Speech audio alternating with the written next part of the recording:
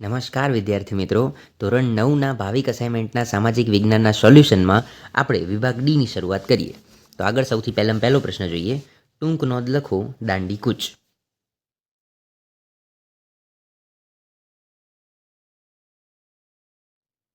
આગળનો બીજો પ્રશ્ન છે. ટૂંક નોંધ લખો, સાયમન કમિશન.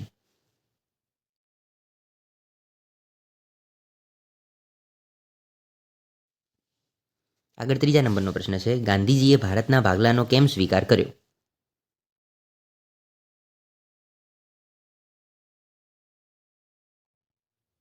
આગળ ચોથા નંબરનો પ્રશ્ન છે. ટૂંક નોંધ લખો, આઝાદ હિન્દ ફૌજ.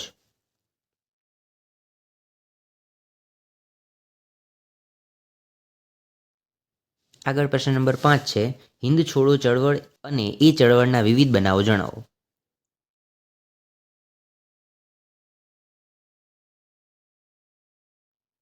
આગળ છઠ્ઠા નંબરનો પ્રશ્ન જોઈએ. જંગલોના વિનાશના કયા કયા કારણો છે?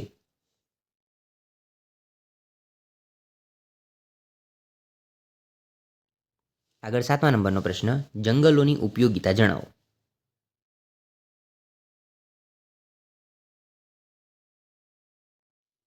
પ્રશ્ન નંબર 8 છે.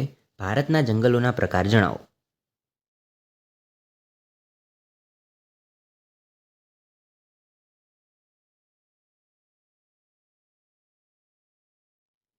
આગળ 9મા નંબરનો પ્રશ્ન.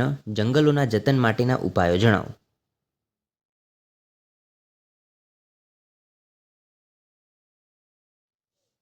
આગળ પ્રશ્ન નંબર 10 તમને આપેલો છે. વન્યજીવો આજે સંકટમાં છે, આ વિધાન સમજાવો.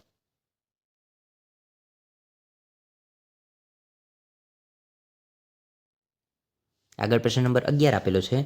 ભારતના પક્ષીઓની વિવિધતા અજોડ છે, કારણ આપો.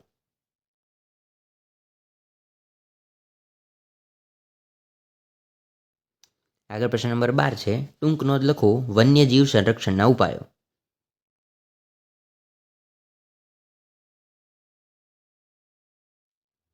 આગળ પ્રશ્ન નંબર 13 તમને આપેલો છે.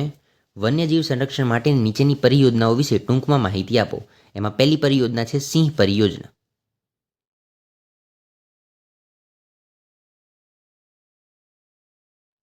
અને એના પછી તમને બીજી પરિયોજના આપેલી છે ગેંડા પરિયોજના.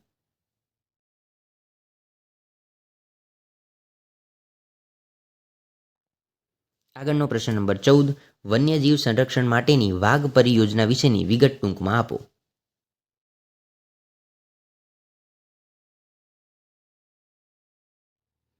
અહીંયા જે પ્રશ્ન નંબર 15 અને પ્રશ્ન નંબર 16 છે, બંને લગભગ સરખા જેવા જ પ્રશ્નો છે, પણ બંનેના જવાબમાં માઇનોર ફરક છે, એ આપણે જોઈ લઈએ. પહેલો પ્રશ્ન જોઈએ, 15મો. ભારતમાં વન્યજીવોના સંરક્ષણ માટે કયા ઉપાયો હાથ ધરવામાં આવ્યા છે?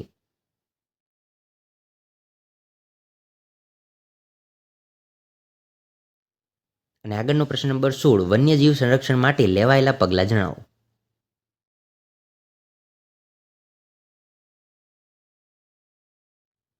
આગળ પ્રશ્ન નંબર 17 જોઈએ. વન્યજીવ પ્રાણીઓના માથે સંકટ ઊભું છે, કારણ આપો.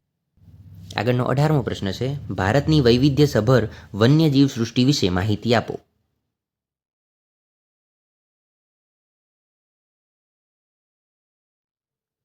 આગળ 19મા નંબરનો પ્રશ્ન છે.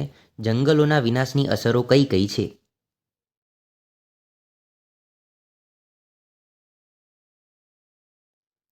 અને આગળ સૌથી છેલ્લો પ્રશ્ન તમને આપેલો છે.